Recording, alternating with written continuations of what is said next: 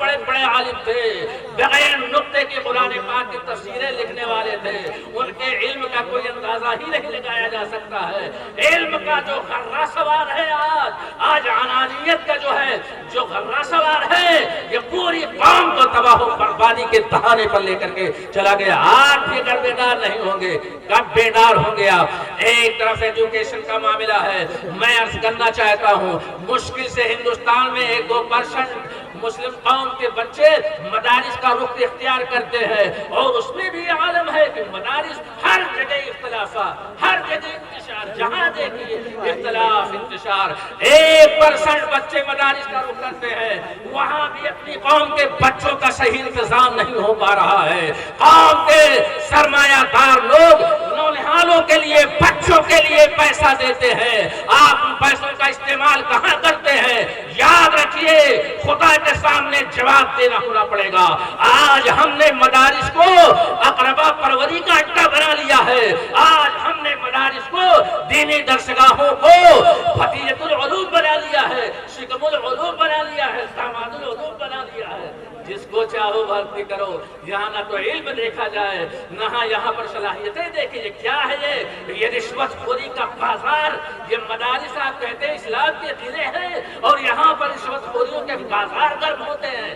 جواب دینا پڑے گا خدا کی بارگاہ میں، جواب دہ ہونا پڑے گا۔ یہ دنیا میں جو چاہیں آپ کر لیں، لیکن مرنا ہے اور قبر میں ہر ایک کو جانا ہے۔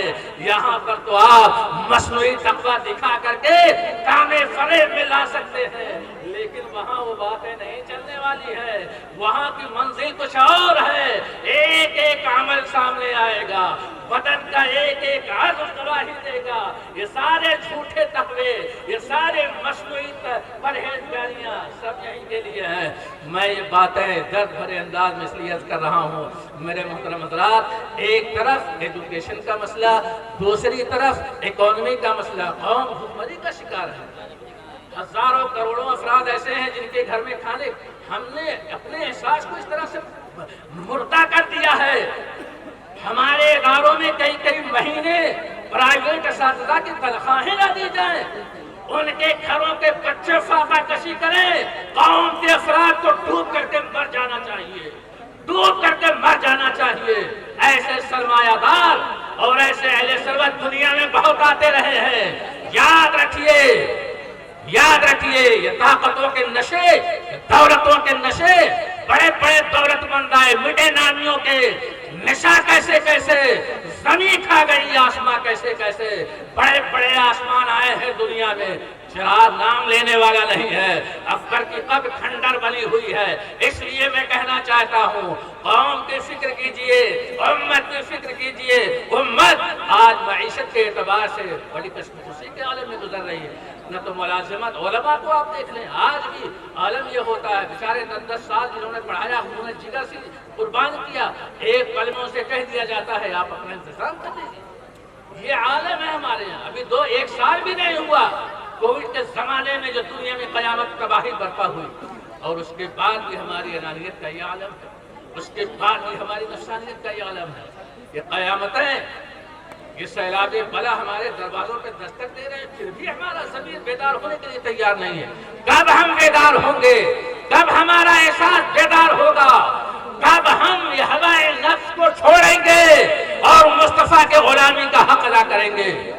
میں آپ سے پوچھنا چاہتا ہوں، آبادیاں ایسے نہیں مٹا کرتی ہیں، شہر یوں ہی نہیں بنجر ہوا کرتے ہیں، قوموں کی تاریخ اس طرح سے زوال پذیر نہیں ہوتی ہے۔ پہلے احساس بنا ہوتا ہے، پہلے ضمیر مر جایا کرتا ہے، آبادیاں اس کے بعد۔ اور آج کے دور میں اب وہ دور گیا، گردن زدنی نہیں ہونے والی ہے، احساس ختم کر دیا جائے گا۔ کروڑوں کی تو افراد تعداد میں رہیں گے، نام مسلمانوں کا ہوگا لیکن عمل مسلمانوں کا نہیں ہوگا۔ اس لیے میں آپ سے کہنا چاہتا ہوں، اتنا بڑا عظیم الشان ادارہ، مبلغ اسلام کی عظیم یادگار، ہمیں غور کرنا چاہیے۔ اور حاضرین محترم، ایک بات میں اخیر میں عرض کر دینا چاہتا ہوں، ایک تو معیشت کا معاملہ ہے، اکانومی کا معاملہ، پوری دنیا کی حکومتیں بڑی تباہ و برباد ہو رہی ہیں۔ قوم مسلم ایسا نہیں ہے کہ کماتی نہیں ہے، کاروبار نہیں کرتی، کاروبار بھی کرتی ہے، بزنس بھی کرتی ہے، ملازمت بھی کرتی ہے، لیکن ہماری قوم میں ایک بہت بڑی بیماری ہے کہ اگر کوئی ایک سال میں 10-20 لاکھ کما لیتا ہے تو بس اس کا جب عالم ہو جاتا ہے، وہ بس دولتوں کی ریل پہ لٹا دینا۔ ہمیں ایک بیدار قوم بن کر کے زندگی گزارنی پڑے گی۔ یہ شادی بیاہ میں غلط رسمیں، یہ جہیز کی رسمیں اور یہ لعنتیں، ان لعنتوں کو اتار کر کے پھینکنا پڑے گا۔ حاجی وسیع الدین اگر چاہتے 10,000 افراد کا کھانا بنوا سکتے تھے، کھلا سکتے تھے۔ وہ چاہتے بامبے کے عالیشان ہوٹل میں جو ہے ریسپشن کا پروگرام کروا سکتے تھے، لیکن ایک پیغام آپ کو ہمیں مل رہا ہے کہ آؤ اس خوشی کے موقع پر ہمیں اپنے آپ کو اپنا محاسبہ کرنا ہے، اپنے ضمیر کو، اپنے احساس کو بیدار کرنا ہے۔ اللہ تبارک و تعالیٰ ان کے حوصلوں کو سلامت رکھے، ان کے جذبات کو سلامت رکھے۔ مجھے بڑا درد ہوتا ہے، بڑی تکلیف ہوتی ہے کہ مبلغ اسلام کی تنہا یادگار ہے پورے ملک میں دارالعلوم علی میاں جمدہ شاہی، اور اس کا اتنا خوبصورت نام ہے پورے ملک میں، پوری دنیا میں، اپنے علم کے حوالے سے، تربیت کے حوالے سے، اور بہت ہی منظم انداز میں ادارہ چل رہا ہے۔ اس کے حوالے سے بڑا روشن باب ہے ہمارے ادارے کا۔ ہماری قوم کو، بستی کے لوگوں کو ہو کیا گیا ہے، کیا ہو گیا ہے؟ اگر آپ کا نام دنیا میں لیا جاتا ہے، جمدہ شاہی کا نام اگر آپ لیا جاتا ہے دنیا میں، تو اس بنیاد پر لیا جاتا ہے، علی میاں کے نام پہ لیا جاتا ہے، علی میاں کے حوالے سے لیا جاتا ہے۔ لیکن میں عرض کرنا چاہتا ہوں، کوئی بھی ہو اگر علی میاں کو نقصان پہنچائے گا شعوری طور پر یا لاشعوری طور پر، تو اسے دنیا میں بھی سزا بھگتنی پڑے گی اور آخرت میں بھی سزا بھگتنی پڑے گی۔ اس لیے کہ بزرگوں کی امانت ہے، یہ قوم کی امانت ہے، یہ امت کی امانت ہے، یہ کسی کی پرسنل پراپرٹی نہیں ہے، یہ کسی کی جاگیر نہیں ہے، یہ پوری قوم کی امانت ہے۔ اس لیے میں آپ سے عرض کرنا چاہتا ہوں، پورے علاقے کے مسلمان اکٹھا ہوئے ہیں، مرکزی ادارہ ہے، اطراف و جوانب کے لوگوں کو، چھوٹے چھوٹے مدرسوں کو ان سے منسلک ہونا چاہیے مرکز سے، اور ایک لائے عمل، ایک منصوبہ بند طریقے سے اپنی نسلوں کو علم کے حوالے سے کس طرح سے انہیں روشنی بخشی جائے، کس طرح سے انہیں فیضیاب کیا جائے، یہ ہماری ذمہ داری ہوتی ہے۔ انہی چند کلمات کے ساتھ میں گزارش کروں گا، چونکہ ہمارے درمیان درد مند افراد بھی یہاں پر تشریف فرما ہے، قوم کا درد رکھنے والے نوجوانوں کا ایک طبقہ ہے، ہمارے طلبہ کا ایک خوبصورت یہاں پر ماحول بنا ہوا ہے۔ میں اپنے عزیز طلبہ سے گزارش کروں گا کہ آپ حضرات مہمانان رسول ہیں، مہمان رسول ہیں۔ ہماری قوم کے لوگوں کو ہو کیا گیا، ہماری آبادی کے لوگوں کو کیا ہو گیا ہے؟ یہ مہمان رسول ہیں، ہمارے ادارے کے پورے ملک سے آتے ہیں، ہم انہیں کہتے ہیں مہمان رسول، مہمان نوازی ان کی کرنی چاہیے، ارے ان کے قدموں پر اپنی پلکیں بچھانی چاہیے۔ اور ہمارا حال یہ ہوتا ہے، قوم سرمایہ فراہم کرتی ہے، قوم پیسہ دیتی ہے قوم کے نونہالوں کے لیے، طلبہ کے لیے، ہم بڑی بے دردی کے ساتھ نہ جانے کہاں کہاں اس کا استعمال کرتے ہیں۔ خدا کی بارگاہ میں ہر ایک کو جواب دینا پڑے گا، ہر ایک کو حساب دینا پڑے گا، اور بڑی کٹھن منزل ہے، بہت دشوار گزار گھاٹی سے وہاں گزرنا پڑے گا۔ آئیے حضرات، میں نے یہ چند باتیں درد مند بھری باتیں اس لیے عرض کر دیں تاکہ کچھ تو ہمارا ضمیر، کچھ تو ہماری فکر بیدار ہو۔ مجھے انتشار، اختلاف، معاذ اللہ نہ تو ہوا دینی ہے، نہ تنقید مقصود ہے، مقصود صرف اصلاح ہے۔ اصلاح معاشرہ کے موضوع سے یہ عظیم الشان محفل سجائی گئی ہے۔ آئیے اب اس ماحول کو نہایت پر نور بنا لیا جائے، نہایت خوبصورت، بالکل دلوں کی وادیوں کو نعت مصطفیٰ کے ترانوں سے مشکبار بنا دیا جائے، شہر دل کو نعت کی پرنور ضیاؤں سے جگمگا دیا جائے۔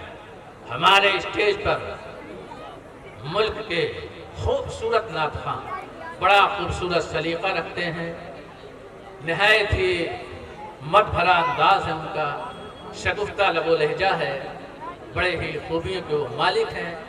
سوز میں ڈوب کر مصطفیٰ کی بارگاہ میں وہ سلام اور کلام پیش کیا کرتے ہیں، اور میں نے کئی جگہوں پر دیکھا ہے کہ وہ شروع میں اعلیٰ حضرت عظیم البرکت امام الکلام کلام الامام عشق و محبت میں ڈوبا ہوا، وہ کلام بھی اشعار بھی کچھ پیش کیا کرتے ہیں۔ اعلیٰ حضرت کا نام آ جاتا ہے روح جھوم جایا کرتی ہے۔ میرے اعلیٰ حضرت کا کمال یہ ہے، اللہ اکبر، اعلیٰ حضرت نے جو آقا کی بارگاہ میں اپنے عقیدت و محبت کی ترجمانی کی ہے، بڑی بڑی حدیثوں کو، بڑے بڑے واقعے کو ایک شعر میں جمع کر دیا ہے۔ صرف اخیر میں ایک بات عرض کر دینا چاہتا ہوں، حضرت ابو ہریرہ ایک مرتبہ بھوکے پیاسے تھے، بالکل پریشان تھے، ایک جگہ کھڑے ہو گئے کہ شاید کسی کا گزر ہوگا اور میرے آقا کا کوئی دیوانہ گزرے گا، میں سلام کروں گا، میری حالت دیکھ کر کے وہ پہچان لے گا۔ چنانچہ انتظار میں تھے، تھوڑی دیر کے بعد حضرت عمر کا گزر ہوا، انہوں نے سلام کیا پڑھ کر کے، انہوں نے جواب دیا، نگاہیں جھکا کر کے وہ گزر گئے۔ تھوڑی دیر کے بعد جناب ابو بکر صدیق کا گزر ہوا، بڑھ کر کے سلام کیا، نگاہیں جھکا کر کے وہ بھی گزر گئے۔ کچھ دیر کے بعد مصطفیٰ جان رحمت کا گزر ہوا، پیارے آقا کا جب گزر ہوا تو حضرت ابو ہریرہ نے عقیدت بھرا سلام پیش کیا مصطفیٰ جان رحمت کی بارگاہ میں۔ میرے آقا نے فرمایا، ابو ہریرہ کیا بات ہے، تمہارا چہرہ مرجھایا ہوا ہے۔ ابو ہریرہ کو لے کر کے میرے آقا اپنے گھر گئے، پوچھا کوئی کھانے کی چیز؟ کہا یا رسول اللہ ایک گلاس دودھ کچھ دیر پہلے آیا ہوا ہے۔ کہا اچھا۔ حضرت ابو ہریرہ سے میرے آقا نے فرمایا، ابو ہریرہ تمہارے بہت سارے ساتھی صفہ پہ بیٹھے ہوئے ہیں، جاؤ انہیں بلا لاؤ۔ 70 صفہ کے اصحاب وہاں بیٹھے ہوئے تھے۔ حضرت ابو ہریرہ نے سوچا ایک گلاس دودھ 70 صحابہ، لیکن نبی کا حکم تھا، گئے بھاگے ہوئے لے کر کے آئے، پیچھے چھپنے لگے۔ کہا ابو ہریرہ آگے آؤ۔ ابو ہریرہ آگے آئے، کہا گلاس اپنے دوستوں کو پیش کرو۔ پیش کرتے گئے، ایک ایک صحابی دودھ جو ہے نوش فرماتے گئے، سب کے سب سیراب ہو گئے۔ اب انہوں نے نبی کی بارگاہ میں پیش کیا۔ میرے آقا نے فرمایا ابو ہریرہ بہت دیر تمہیں انتظار کرنا پڑا، تم دودھ کو پیو، نوش کرو۔ ابو ہریرہ نے کہا یا رسول اللہ آپ نوش فرمائیں۔ ابو ہریرہ نے جب کہا میرے آقا نے فرمایا ابو ہریرہ تم پیو، پیا انہوں نے، کہا اور پیو، پھر پیا، کہا اور پیو، پھر پیا، پیتے رہے یہاں تک کہ سیراب ہو گئے۔ کہا ابو ہریرہ بہت انتظار کرنا پڑا تمہیں، آؤ پیو۔ کہا یا رسول اللہ اب تو کوئی گنجائش نہیں رہ گئی ہے۔ میرے اعلیٰ حضرت فرماتے ہیں پورے واقعے کو ایک شعر میں، کیوں جناب ابو ہریرہ کیسا تھا وہ جامع شیر، کیوں جناب ابو ہریرہ کیسا تھا وہ جامع شیر، جس سے 70 صاحبوں کا دودھ سے منہ پھر گیا۔ آئیے ماحول کو پرنور بنا لیا جائے اور عشق و محبت سے، عشق و محبت کی دنیا کو، جہان علم و حکمت کو اور جہان شعر و ادب کے حوالے سے ایک خوبصورت نام کو میں آپ کو پیش کرنا چاہتا ہوں۔ بریلی شریف سے تشریف لائے ہوئے ہیں بلبل باغ مدینہ حضرت اعظم تحسینی صاحب، بڑا خوبصورت لب و لہجہ، سوز گداز کا عالم اور عشق و کیف کی مستی میں ڈوب کر مصطفیٰ کی بارگاہ میں سلام بھی کلام بھی پیش کیا کرتے ہیں۔ آئیے پوری توانائی کے ساتھ، پوری محبتوں کے ساتھ اور پورے جوش و جذبے کے ساتھ اپنے اس خوبصورت عظیم مہمان کا استقبال بھی کریں اور نہایت ہی بشاشت و متانت کے ساتھ ان کے زبان فیض ترجمان سے جو نعت و منقبت کے ترانے نکلیں سماعت کریں۔ نعرہ تکبیر، نعرہ تکبیر، نعرہ رسالت، نعرہ رسالت، علماء اہل سنت اصلاح معاشرہ کانفرنس دارالعلوم عالمیہ جمد شاہی حضرت بلبل باغ مدینہ جناب اعظم تحسینی، نعرہ تکبیر، نعرہ رسالت۔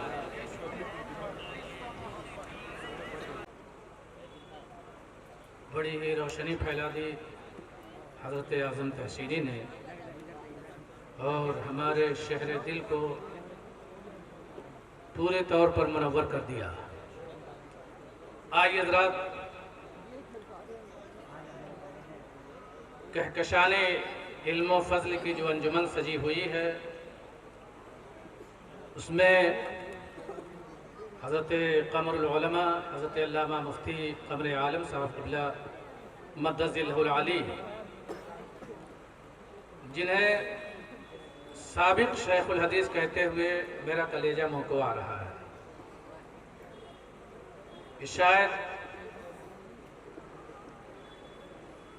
لہجہ میرا تلخ ہو جائے، میں کہنا نہیں چاہتا ہماری آبادی کے لوگوں کو، بہرحال اللہ تبارک و تعالی حضرت کے سائے رحمت کو سلامت رکھے، ان کا فیضان کرم جاری اور ساری رہے، اور عالمیہ سے جو حضرت کو محبت ہے وہ محبت ہمیشہ سلامت رہے۔ ہمارے اس باوقار اسٹیج پر علم و فضل کا ایک ایسا آفتاب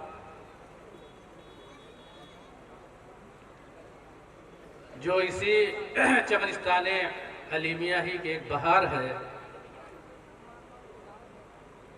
چمن علیمی کا وہ گل سرسبز ہے جو کھل کر کے مبارک پور ہوتے ہوئے حضور حافظ ملت کی نسبتوں کی برکتیں لے کر اور آج پورے یورپ میں صحابہ کرم بن کر برس رہا ہے۔